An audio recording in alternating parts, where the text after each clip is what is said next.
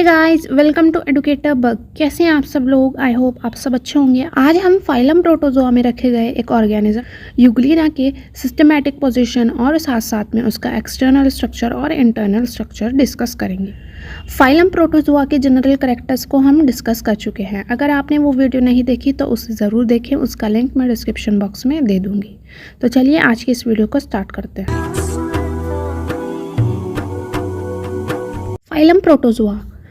Protozoa जो word है उसका मतलब होता है प्रिमिटिव एनिमल्स, बहुत ही प्रिमिटिव टाइप के एनिमल्स या ऑर्गेनिज्म, जैसे कि युग्लिना हो गया जिसको हम आज डिस्कस करेंगे, अमीशियम, अमीबा। तो ये सभी के सभी क्या है, बहुत ही प्रिमिटिव टाइप के एनिमल्स हैं या ऑर्गेनिज्म हैं। ये कैसे होते हैं? यूनिसेलुलर होते हैं, एक सेल से मिलकर के बने होते हैं। सबसे पहले हम डिस्कस कर लेते हैं युग्लिना के सिस्टमैटिक पोजिशन के बारे में। फाइलम प्रोटोजोआ, युग्लिना को फाइलम प्रोटोजोआ में रखा गया है।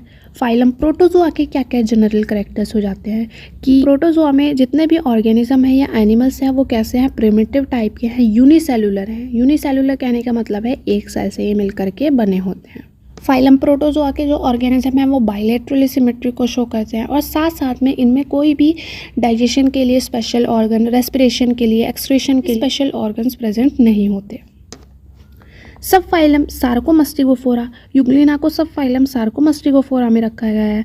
सुपर क्लास मस्टिगोफोरा में है, क्लास है फाइटोमस्टिगोफोरा, ऑर्डर है युग्लिनोइडी और जो जीनस है वो है युग्लिना। आप हमेशा ध्यान रखेंगे जब भी हम जीनस लिखते हैं तो उसका जो फर्स्ट लेटर है वो कैपिटल होना चाहिए और ये अंडरलाइन होना चाहिए। साथ साथ में जो स्पीशीज़ है, स्पीशीज़ का जो फर्स्ट लेटर है वो स्मॉल होना चाहिए और उसको भी नीचे अंडरलाइन हमें करना चाहिए जब हम इसको कॉपी में लिखते हैं। तो आप ये पॉइंट्स ध्यान रखेंगे। अब हम डिस्कस कर लेते हैं हैबिट एंड हैबिटेट ऑफ युग्लिना। युग्लिना का हैबिट और हैबिटेट क्या है, वो कहाँ पर रहता है? Euglena is free living and solitary. Euglena जो है वो फ्री लिविंग होते हैं और सॉलिटरी होते हैं। फ्री लिविंग कहने का मतलब है ये किसी रॉक से या किसी चीज़ से अटैच नहीं रहते हैं, ये वाटर में फ्री रहते हैं। सॉलिटरी कहने का मतलब है ये अकेले रहते हैं, ना कि ग्रुप में रहते हैं। जो युग्लिना है वो ग्रुप में नहीं रहते, अकेले रहते हैं। It occurs in stagnant water of ponds and pools. जो पॉन्ड्स और जो पूल्स का जो स्टैग्नेंट वाटर है, रुका हुआ पानी है, वहाँ पर ये हमें देखने को मिलते हैं। कौन? Euglena. During rainy season it is so abundant that impart green colour to the water. बरसात के समय में ये जो युग्लिना है ये इतने सारे हो जाते हैं कि जो हमें वाटर का जो कलर है वो कैसा देखने को मिलता है, ग्रीन कलर देखने को मिलता है। यहाँ हम डायग्राम में देख सकते हैं जो वाटर है उसका कलर हमें ग्रीन देखने को मिल रहा है। क्यों? क्योंकि जो युग्लिना है वो बहुत सारे हो गए हैं, हाँ, जिसकी वजह से जो कलर है वो ग्रीन देखने को हमें मिल रहा है। अब हम डिस्कस कर लेते हैं युग्लिना के एक्सटर्नल स्ट्रक्चर के बारे में। क्योंकि जो युग्लिना है वो कैसा है, माइक्रोस्कोपिक है, उसको हम माइक्रोस्कोप में ही देख सकते हैं, अपनी नेकेड आई के थ्रू नहीं देख सकते।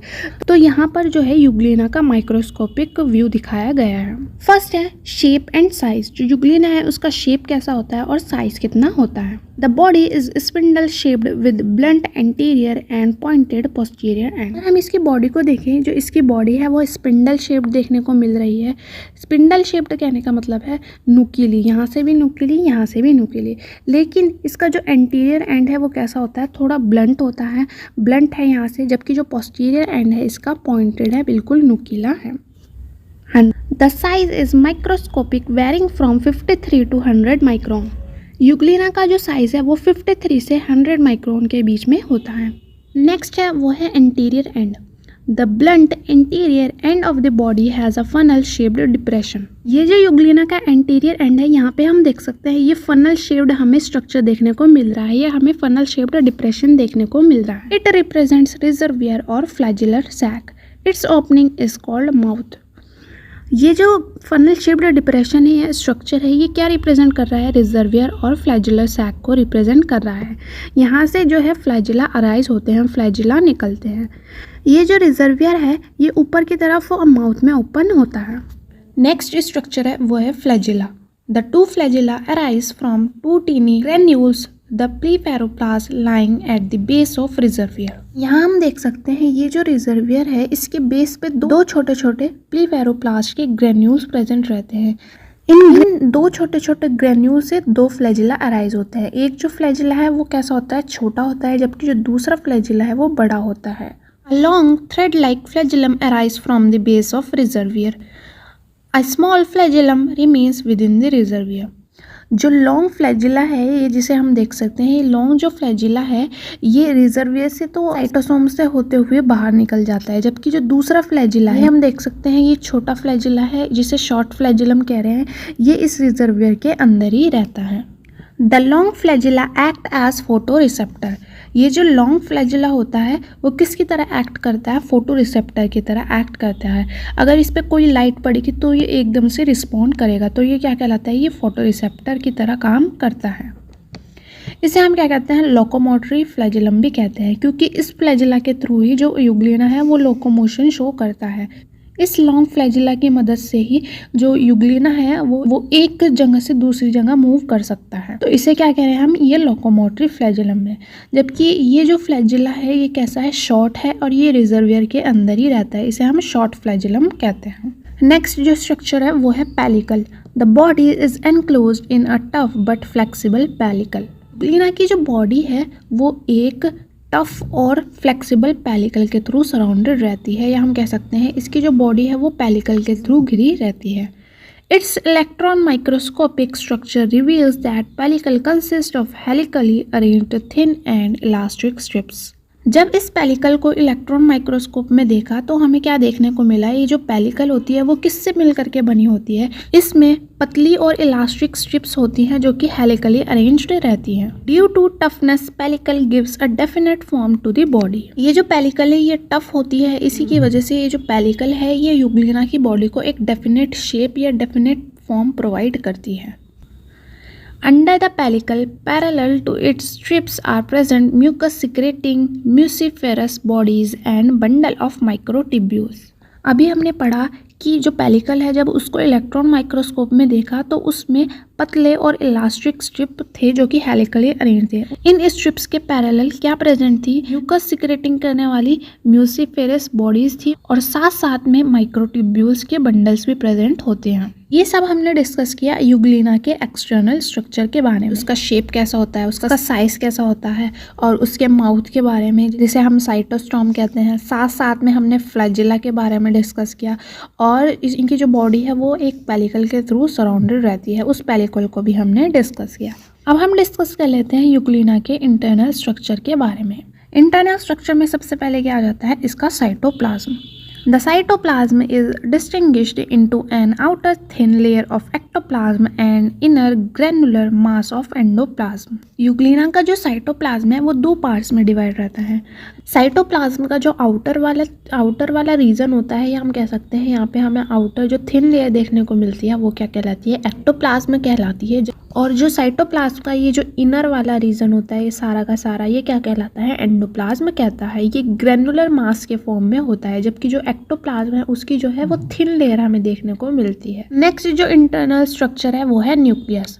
The nucleus is large, spherical and almost centrally located. Euglena का जो न्यूक्लियस है वो कैसा होता है, लार्ज होता है। यहाँ हम देख सकते हैं ये लार्ज न्यूक्लियस देखने को मिल रहा है।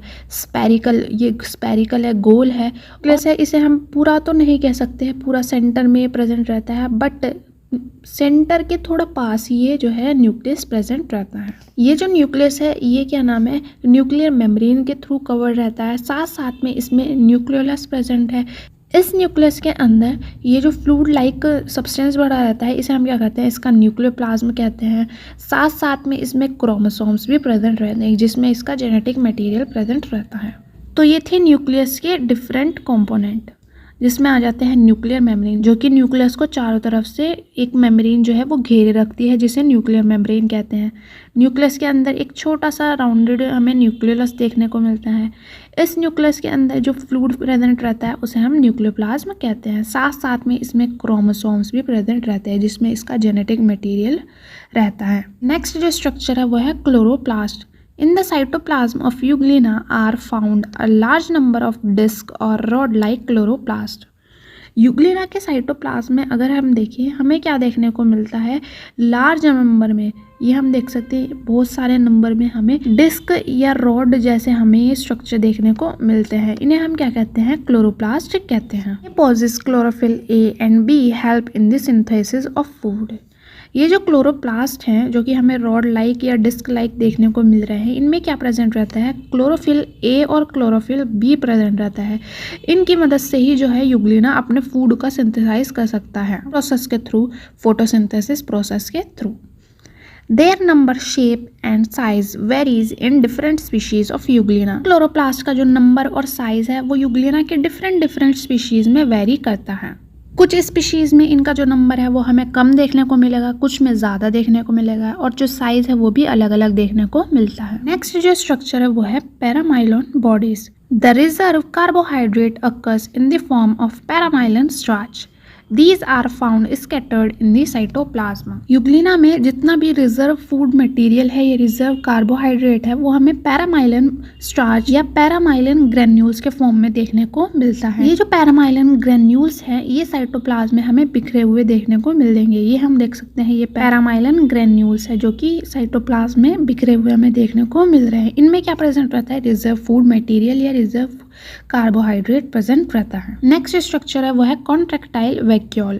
A large contractile vacuole lies on the side of the reservoir.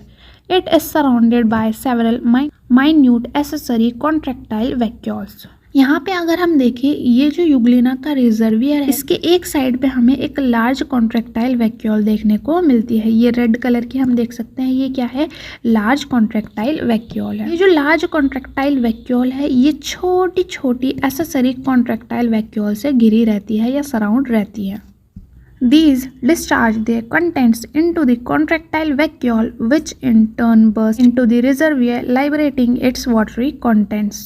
ये जो छोटी छोटी एसेसरी कॉन्ट्रैक्टाइल वैक्यूल है जो कि इस लार्ज कॉन्ट्रैक्टाइल वैक्यूल को घेरे हुए हैं, इनमें जो कंटेंट प्रेजेंट है, कंटेंट कहने का मतलब है इनमें जितना भी अननेसेसरी वाटर है वो उसको इस लार्ज कॉन्ट्रैक्टाइल वैक्यूल में डिस्चार्ज कर देती हैं। फिर इस लार्ज कॉन्ट्रैक्टाइल से जो वाटर कंटेंट है ये रिजर्वियर में चला जाता है। यहाँ हम देख सकते हैं इसके पास में रिजर्वियर है, इस लार्ज कॉन्ट्रैक्टाइल से जो वाटर है यहाँ रिजर्वियर में चला जाता है। फिर इस रिजर्वियर से साइटोफेरिंक्स और साइटोसोम से होता हुआ इसकी बॉडी से बाहर निकल जाता है। ये जो प्रोसेस है वो क्या कहलाता है, ऑस्मोरेगुलेशन का प्रोसेस कहलाता है। नेक्स्ट स्ट्रक्चर है वो है स्टिग्मा और आई spot. An orange or red colored stigma or eye spot lies in contact with the reservoir. It is formed of hematochrome and is sensitive to light. Reservoir के पास हम यहाँ पे देख सकते हैं ये ऑरेंज और रेड कलर का एक स्टिग्मा जिसे हम आई स्पॉट भी कहते हैं वो प्रेजेंट रहता है। ये किसका बना होता है, हेमाटोक्रोम का बना होता है और ये लाइट के लिए सेंसिटिव होता है या हम कह सकते हैं ये फोटो रिसेप्टर की तरह काम करता है। जब इस पे लाइट फॉल होगी या इस पे लाइट पड़ेगी तो ये उसको रिस्पॉन्स करता है, तो ये एक तरह से फोटो रिसेप्टर की तरह काम करता है। तो गाइज़ ये हमने डिस्कस किया यूग्लिना के स्ट्रक्चर के बारे में। आई होप आपको वीडियो अच्छी लगी होगी। अगर वीडियो अच्छी लगी तो इसे लाइक करें, अपने दोस्तों के साथ शेयर करें। अगर चैनल पर पहली बार आए हैं तो चैनल को सब्सक्राइब करें, बेल के आइकन को ज़रूर प्रेस करें। जब भी मैं कोई भी नई वीडियो अपलोड करूँ तो सबसे पहले उसका नोटिफिकेशन आपको मिल सके। तो तब तक के लिए बाय बाय, टेक केयर।